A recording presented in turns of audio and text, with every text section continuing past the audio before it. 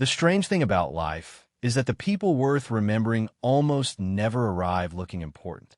Sometimes they show up in an old pickup truck in the middle of a thunderstorm when everyone else has already driven away. Rain hammered the deserted stretch of Route 17 outside Asheville, North Carolina, turning the highway into a sheet of silver beneath flashes of lightning. Luxury SUVs rushed past without slowing, their headlights disappearing into the curtain of rain as if the storm belonged to someone else. On the narrow shoulder sat a dark blue Aston Martin DB12 with its hazard lights blinking weakly through the downpour.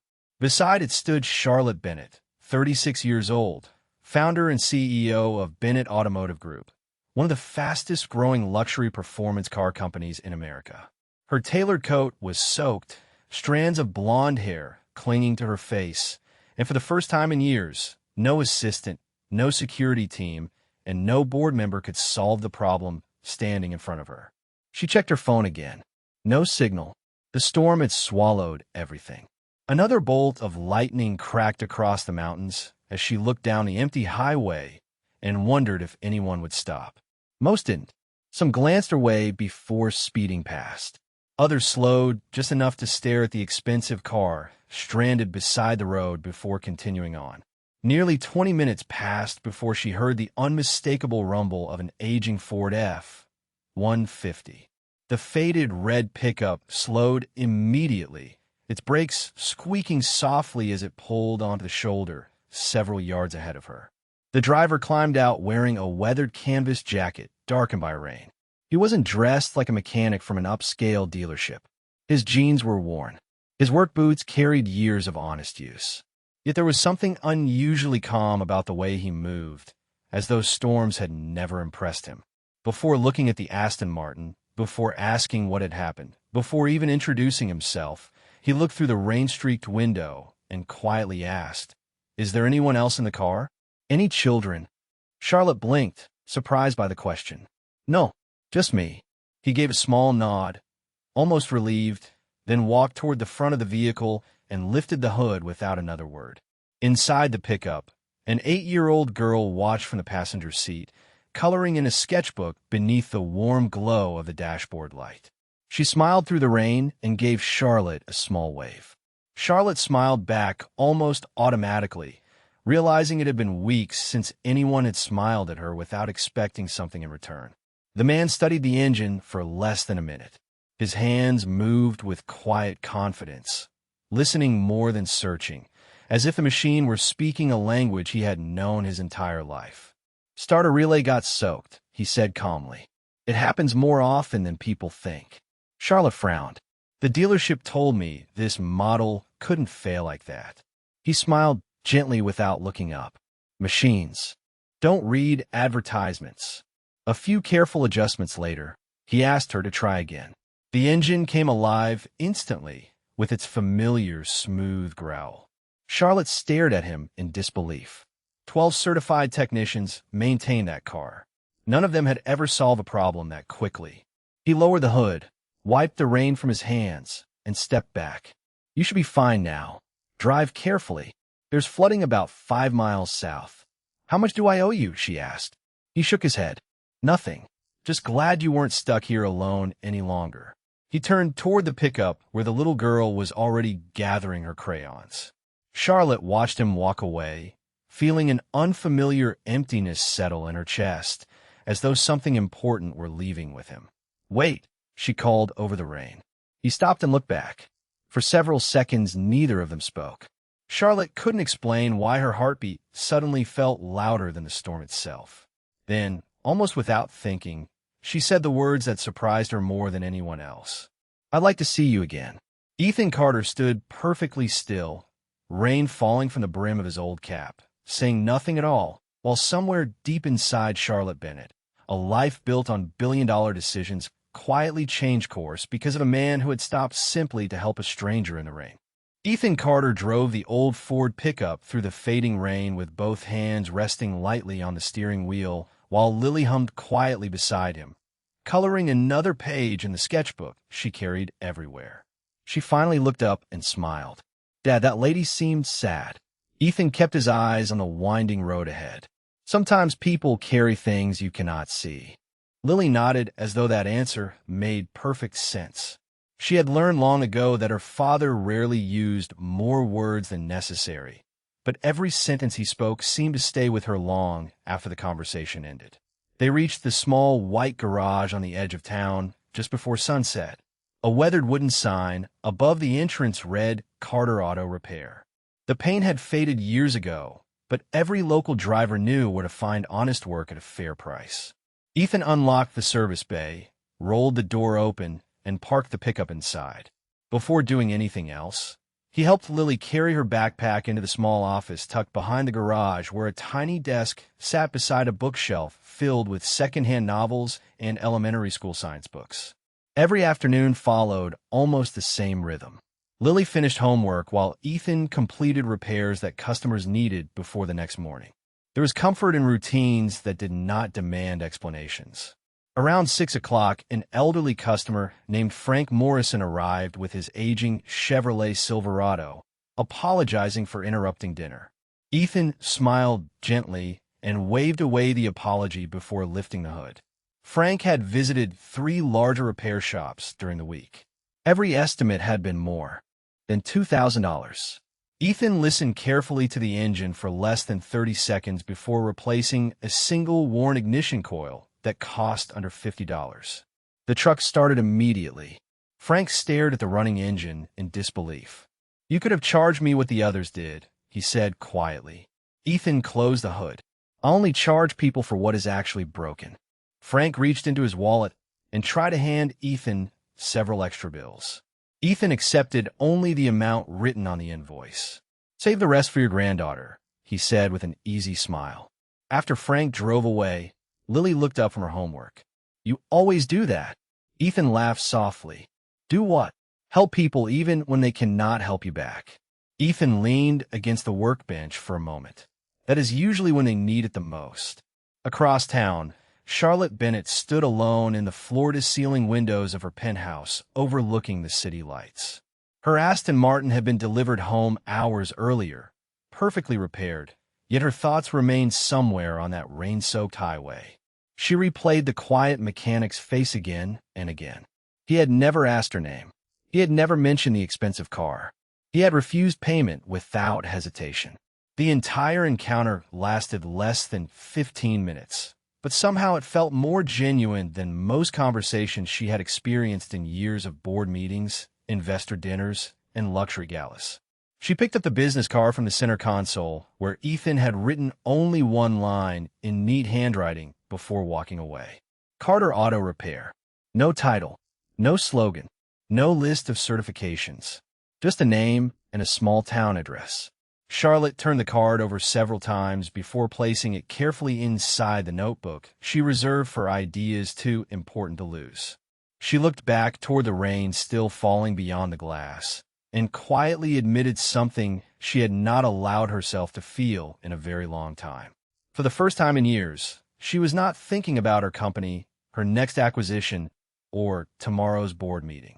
She was wondering when she might have a reason to drive to a small garage on the edge of town where a quiet father and his little girl had unknowingly changed the direction of her evening. Charlotte Bennett arrived at the headquarters of Bennett Automotive Group before 7 o'clock the next morning, just as she had every weekday for the past 11 years. The glass tower overlooking downtown Charlotte reflected the first light of sunrise. But the executive floor already buzzed with assistants carrying reports, attorneys reviewing contracts, and executives preparing for another day of decisions worth millions of dollars. Charlotte acknowledged each greeting with a polite smile that never quite reached her eyes. By 8 o'clock, she had already approved 2 factory expansions, rejected 3 acquisition proposals, and negotiated a supply agreement with a manufacturer in Michigan. Everyone admired her discipline. Very few noticed her loneliness. When the board meeting ended, shortly before noon, the directors congratulated her on another record-breaking quarter. One by one, they left the conference room discussing stock prices, profit margins, and market forecasts. Charlotte remained seated long after the last chair became empty. The silence that followed was strangely louder than the meeting itself. She looked through the floor-to-ceiling windows toward the city below and realized she could not remember the last conversation she had enjoyed that was not about business. Her assistant, Melissa Harper, knocked gently before stepping inside. "Your lunch is ready," she said. Charlotte glanced at the neatly prepared meal delivered from one of the city's finest restaurants and quietly shook her head. "I am not hungry." Melissa hesitated before placing a small folder on the table. "You also have dinner with the investors tonight." Charlotte sighed softly. "Cancel it." Melissa looked surprised. They have been requesting this meeting for weeks. Charlotte closed the folder without reading it. Then they can request another week. After her assistant left, Charlotte opened the drawer of her desk where a simple white business card rested beneath several expensive fountain pens. Carter Auto Repair. Nothing about the card seemed extraordinary, yet she found herself picking it up again. She remembered the sound of rain striking the old pickup truck, the little girl smiling through the windshield, and the quiet mechanic who had refused even a single dollar after fixing a car worth more than most houses in town. There had been no performance, no attempt to impress her, and no expectation of recognition. That kind of sincerity had become so unfamiliar that it almost felt impossible.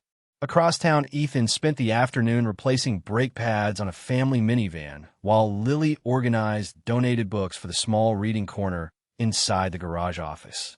Local customers stopped by with homemade cookies, fresh vegetables from backyard gardens, and friendly conversations that rarely lasted more than a few minutes. Ethan knew nearly every family by name. He remembered which teenager had just earned a driver's license, which retired couple planned to visit their grandchildren, and which widower preferred early morning appointments because afternoons reminded him too much of his late wife. He listened far more than he spoke, yet people always left feeling lighter than when they arrived. Late that afternoon, Charlotte stood beside the window in her private office, holding the business card once more.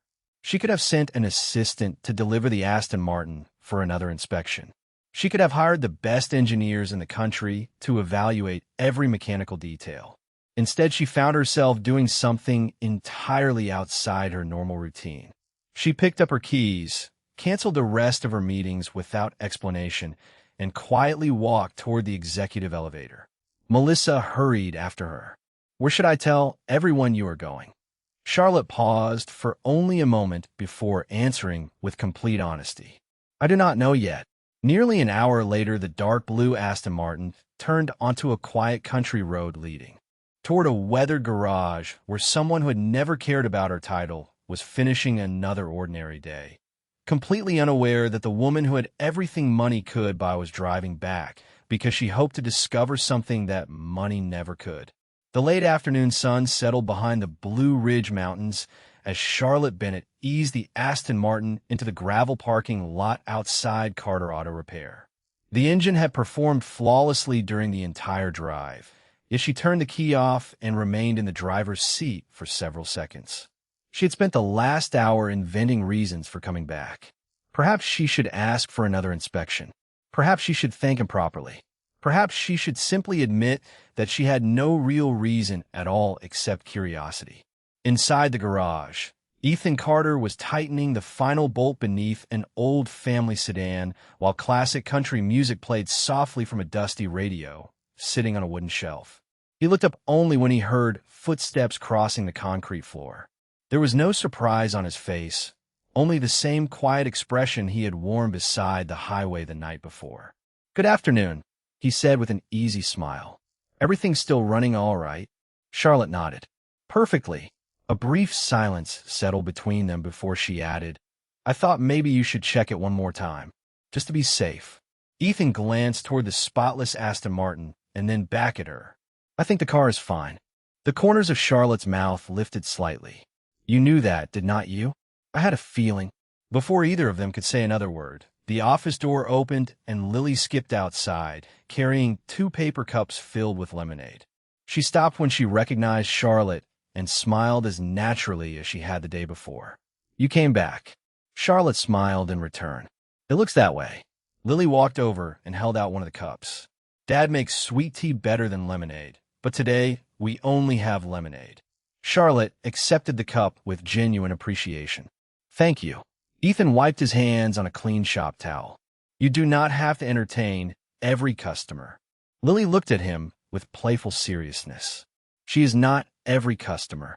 Charlotte laughed quietly, surprised by how easily the sound escaped. She could not remember laughing at work in months. Ethan noticed it but said nothing. Instead, he walked around the Aston Martin, checked the tires, looked beneath the hood for less than a minute, and closed it again.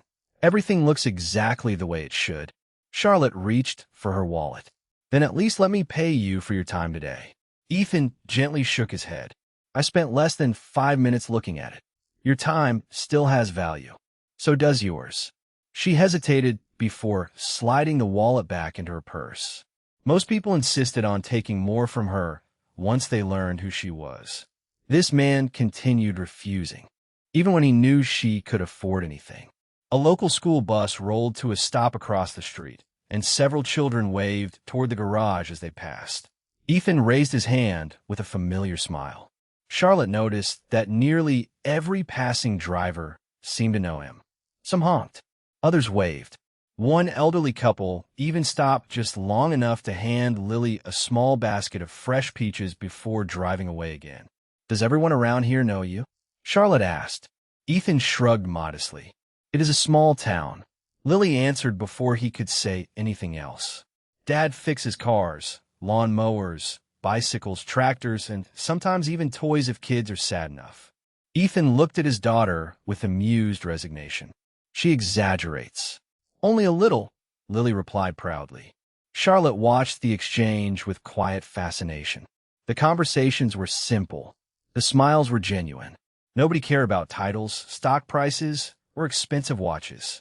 For a brief moment, she forgot entirely that she was the chief executive officer of a multi-billion-dollar company. She simply felt like another person standing in a small garage on a warm afternoon. As she prepared to leave, Lily suddenly asked, "Are you coming back again?" Charlotte looked first at the little girl, then at Ethan, whose calm eyes revealed nothing. She answered honestly, "I hope I can find another reason." Ethan did not respond immediately. Instead, he watched the Aston Martin disappear down the country road, unaware that someone parked across the street had quietly taken several photographs of the luxury car outside his modest garage before making a phone call that neither Ethan nor Charlotte knew would soon change both of their lives. The photographs reached Bennett Automotive Group before Charlotte Bennett arrived at work the following morning. They had been printed on glossy paper and left anonymously on the conference table inside her executive office. Every image showed the same quiet country garage, the same weathered pickup truck, and the unmistakable silhouette of her Aston Martin parked outside. Melissa Harper entered carrying the day's schedule, then noticed the photographs. "Someone wanted you to see these," she said carefully. Charlotte studied them for several moments before placing them back on the table. "Who brought them?" Melissa shook her head. "The front desk said they were delivered before sunrise." "No name." No. Charlotte smiled faintly. Then someone wasted good paper. She slid the photographs into a drawer without another word, but they remained in her thoughts throughout the morning. Meanwhile, at Carter Auto Repair, Ethan Carter had already finished replacing a transmission on a delivery van before most offices opened for business. Lily sat beneath the shade of a large maple tree beside the garage, reading a library book while occasionally looking up to wave at passing neighbors. Shortly after noon, a silver crossover pulled quietly into the parking lot. Charlotte stepped out wearing simple blue jeans, white sneakers, and a light gray sweater instead of her usual tailored business suits. Without the formal clothes, she looked younger, almost like someone escaping a different life for a few hours. Ethan looked up from beneath the hood of a pickup truck and smiled politely. "Your car cannot possibly need another inspection." Charlotte laughed softly. "Today I brought a different one." She gestured toward the crossover. "It has been making a strange sound." Ethan listened as she described the problem, then drove the vehicle less than half a mile before returning. "Loose heat shield," he explained. 10 minutes. Charlotte nodded. Secretly relieved the repair would take longer than a simple conversation. While Ethan worked, Lily walked over carrying a small cardboard box filled with colored pencils. "Do you know how to draw?" she asked. Charlotte smiled. "Not very well." Lily placed a blank sheet of paper on the picnic table anyway. "Dad says nobody gets better by waiting until they are good." Charlotte accepted the challenge. Together, they spent the next several minutes drawing mountains, trees, and cars that looked far less impressive than the real ones parked nearby. Lily giggled every time Charlotte erased another crooked line. Ethan glanced toward them more than once, quietly surprised by how naturally the two of them laughed together. When the repair was finished, Charlotte reached for her purse again. Ethan handed back the keys before she could open it. $40, he said. She blinked in surprise. "That is all. That is what the repair costs." She studied him for a moment. "You really do charge everyone the same, do not you? Cars do not care how much money their owners have." Charlotte handed him the exact amount. No discounts, no special treatment. Somehow that honesty meant more to her than any favor ever had. As she prepared to leave, an older woman pulled into the lot with a minivan carrying 3 grandchildren. Ethan immediately excused himself and walked over to help unload a folding wheelchair from the back. He greeted the family by name before kneeling to speak with the youngest child at eye level. Charlotte watched quietly from beside her vehicle. There was no audience, no cameras, no opportunity for recognition. He behaved exactly the same way whether the customer drove a luxury automobile or an aging family van. She realized she was looking at something she had not encountered in years, a man whose character never changed depending on who was standing in front of him. Across the highway, inside a parked black sedan, the same unknown observer lowered a camera after capturing another series of photographs. This time the lens focused not on Charlotte's expensive vehicle, but on the effortless smile shared between the billionaire executive, the quiet mechanic, and his daughter before a single message was sent to an unnamed recipient containing only 7 words. "She keeps going back to see him." 3 days passed before Charlotte Bennett returned to Carter Auto Repair, but this time she did not arrive in either the Aston Martin or the silver crossover. Instead, she borrowed an aging company pickup from one of Bennett Automotive Group's regional service centers and drove the 90 miles herself without telling anyone where she was going. She wanted to know whether Ethan Carter treated every customer the same or whether his kindness disappeared once the luxury cars were gone. It did not. Ethan walked out of the garage carrying a clean shop towel over one shoulder and greeted her with the same calm smile he offered everyone else. "Good morning. What can I help you with today?" Charlotte explained that the truck occasionally vibrated while accelerating. Ethan nodded once and drove along the country road for less than 5 minutes before returning. He listened carefully beneath the hood, checked the engine mounts, then crouched beside the rear suspension with quiet concentration. "Nothing serious," he finally said. "One mounting bracket has worked itself loose." 15 minutes. Charlotte watched him work while Lily sat beneath the maple tree, finishing a school science project about weather patterns. Every few minutes, the little girl looked toward her father with complete confidence, never worrying whether he could solve the problem because, in her world, he always did. An elderly postal carrier arrived carrying a worn mailbag and handed Ethan a small envelope. "Found this mixed in with yesterday's deliveries," he explained. Ethan thanked him warmly before slipping the envelope into his shirt pocket without opening it. Charlotte noticed there was no return address. She said nothing. When the repair was finished, Ethan handed back the keys. "You are all set." Charlotte smiled. "You never seem rushed." Ethan looked toward the line of waiting vehicles. People wait long enough before they get here. They should not feel rushed once they arrive. His answer stayed with Charlotte far longer than she expected. Before leaving, Lily invited Charlotte to taste a slice of homemade apple pie baked by one of the neighbors. The 3 of them sat together at the weathered picnic table outside the garage, while a warm breeze carried the scent of freshly cut grass across the valley. Charlotte listened more than she spoke as Lily excitedly described her upcoming school science fair. Ethan encouraged every story with quiet patience, asking thoughtful questions instead of giving quick answers. Charlotte realized she had attended hundreds of executive dinners filled with polished conversation, yet this simple afternoon felt more genuine than all of them combined. As she prepared to leave, a black sport utility vehicle rolled slowly past the garage without stopping. Ethan barely noticed it, but Charlotte recognized the driver immediately. Victor Lang, Bennett Automotive Group's Executive Vice President of Corporate Strategy, looked straight toward the garage before continuing down the highway. He was not supposed to be anywhere near this town. Charlotte felt a brief knot form in her stomach, but dismissed it as coincidence. 2 hours later, Victor quietly entered the executive floor carrying a slim folder containing every photograph taken outside Carter Auto Repair during the previous week. He placed the folder on the polished desk of Richard Hawthorne, chairman of Bennett Automotive Group's board of directors. Richard slowly examined each image before resting one finger on a photograph, showing Charlotte laughing beside Ethan and Lily beneath the maple tree. Neither man spoke for several long seconds. Finally, Richard closed the folder and said in an even voice, "Find out everything about Ethan Carter. I want to know why our chief executive officer suddenly cannot stay away from a small-town mechanic."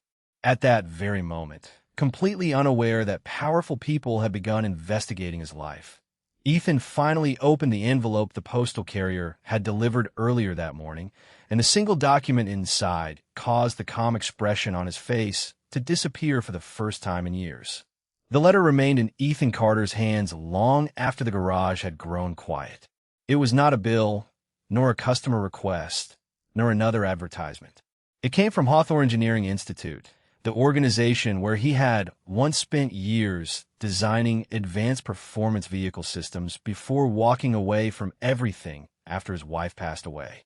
The letter informed him that he had been selected to receive the Institute's Lifetime Innovation Medal during its annual conference in Charlotte 3 weeks later.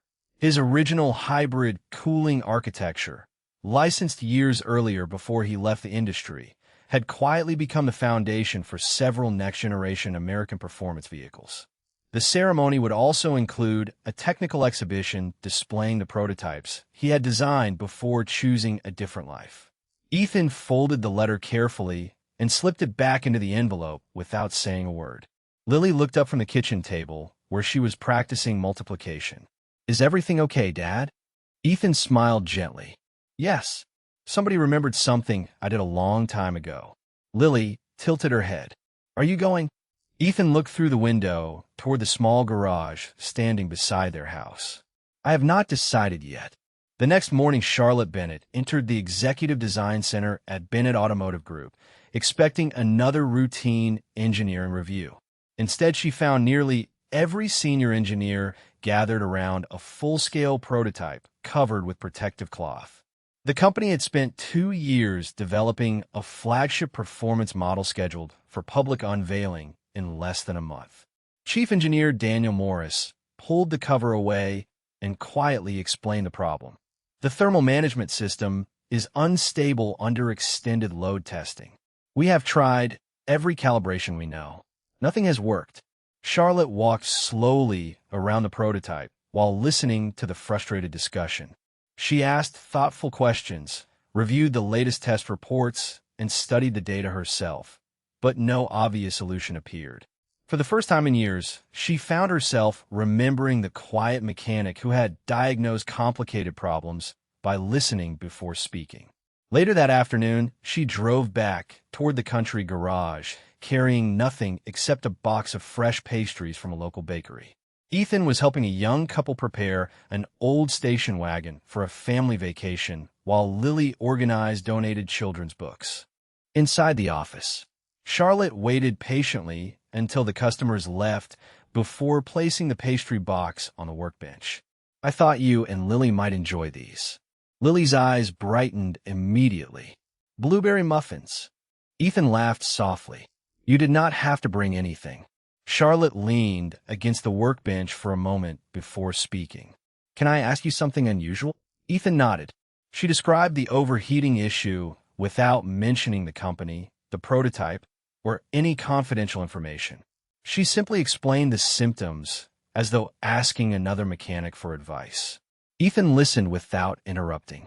When she finished, he remained silent for several seconds before reaching for a sheet of brown wrapping paper and a carpenter's pencil. In less than 2 minutes, he sketched a simple airflow path with 3 small adjustments to coolant circulation and vent placement. If the heat has nowhere efficient to escape, he said calmly, the engine spends all its energy fighting itself instead of doing its job. Charlotte studied the drawing, her eyes widening as the logic became immediately obvious.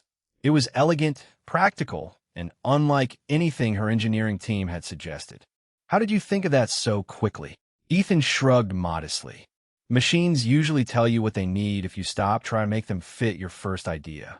Charlotte carefully folded the sketch and thanked him before leaving. Early the next morning, Daniel Morris rushed into Charlotte's office, holding revised simulation results. The airflow modification worked, he said, barely containing his excitement. The temperatures dropped almost 20%. We have been chasing this problem for months. Charlotte looked quietly toward the folded sheet of brown paper resting on her desk. She realized the man everyone knew as a small-town mechanic had solved in minutes what an entire engineering division could not solve in weeks. And for the first time, she began to wonder who Ethan Carter had really been before he chose a quiet life with his daughter. Charlotte Bennett folded the worn sheet of brown wrapping paper one more time before placing it inside the leather notebook she now carried everywhere. During the following week, the revised cooling system completed every performance test without a single failure. The engineering team celebrated what they believed was an internal breakthrough, but Charlotte never claimed credit. She simply thanked the department for its hard work and quietly moved to the next meeting. That evening, she found herself driving toward Carter Auto Repair once again, not because a vehicle needed attention, but because she wanted to spend a few hours somewhere no one expected quarterly reports or strategic decisions. She arrived just as Ethan Carter was closing the garage for the day. Lily spotted her first and ran across the gravel parking lot carrying a small basket covered with a checker cloth. "Miss Charlotte," she called happily. "Mrs. Jenkins made too many cinnamon rolls again. She says sharing makes them taste better." Charlotte accepted the basket with a smile that appeared more naturally each time she visited. "Please tell Mrs. Jenkins thank you for me." Ethan locked the garage door and looked toward the quiet evening sky, painted with soft shades of orange and blue. "We were about to walk down to Miller's Diner for dinner," he said. "You are welcome to join us if you do not mind simple food." Charlotte laughed quietly. "Simple sounds perfect." 10 minutes later, the 3 of them sat inside the small family restaurant where nearly everyone seemed to know Ethan by name. The waitress greeted Lily with a hug, refilled Ethan's coffee before he asked, and welcomed Charlotte with the same kindness she offered every customer. Nobody recognized one of the wealthiest executives in the country. Nobody cared. For the first time in years, Charlotte ordered a cheeseburger instead of a carefully prepared business dinner. Lily convinced her to split a slice of homemade apple pie afterward, insisting that every first visit required dessert. Ethan watched the conversation with quiet amusement as the 2 of them debated whether vanilla ice cream belonged on warm pie. The ordinary evening settled over him like something he had almost forgotten could exist. After dinner, they walked slowly through the small downtown square, where children chased fireflies across the park while local musicians played old country songs beside the fountain. Lily stopped to watch a street artist drawing quick charcoal portraits. Without asking for permission, the elderly artist smiled and began sketching the 3 of them sitting together on a nearby bench. 15 minutes later, he handed Ethan the finished drawing. It showed Lily laughing between the 2 adults while Charlotte looked toward Ethan with a peaceful expression she had not seen on her own face in years.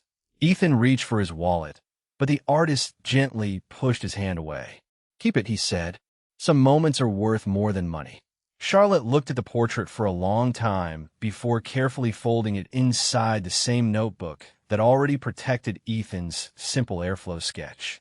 As they returned toward the garage, Lily slipped her small hand into Charlotte's without thinking. I hope you come back next weekend too, Miss Charlotte.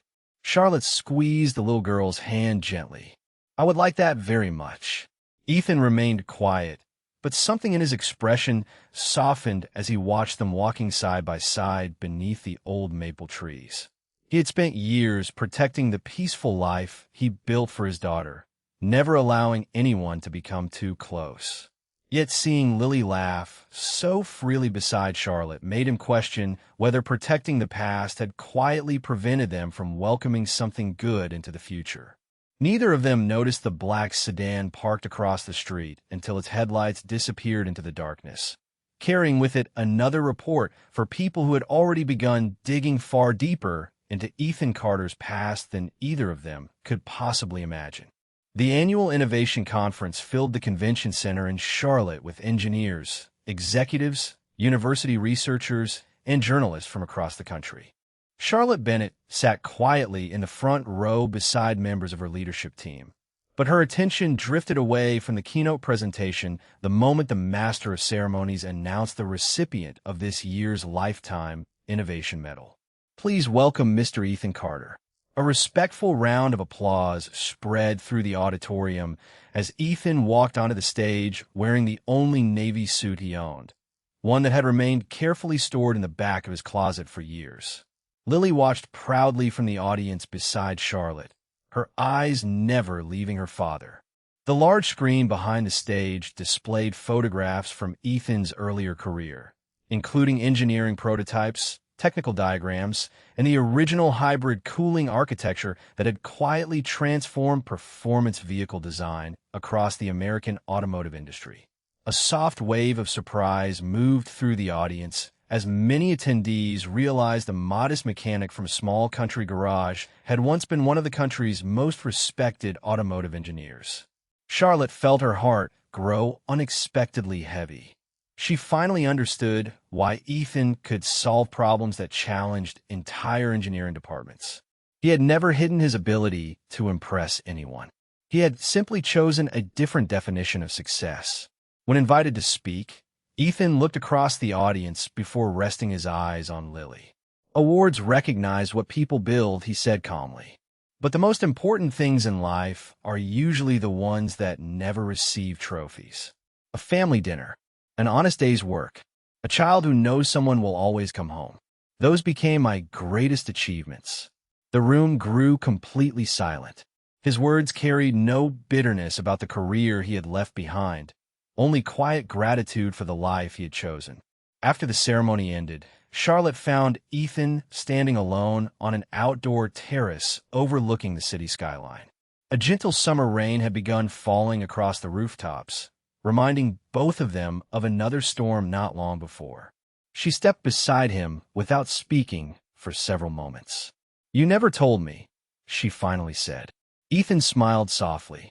"You never asked." She laughed through the emotion in her voice. "I thought I knew what success looked like." Ethan looked toward the rain. Sometimes success is simply having someone waiting for you when the day is over. Charlotte nodded slowly. "I spent years building a company. Somewhere along the way, I forgot to build a life." Before Ethan could answer, Lily pushed open the terrace door, carrying 3 paper cups of hot chocolate. "It is raining," she announced with a bright smile. "That means we should celebrate."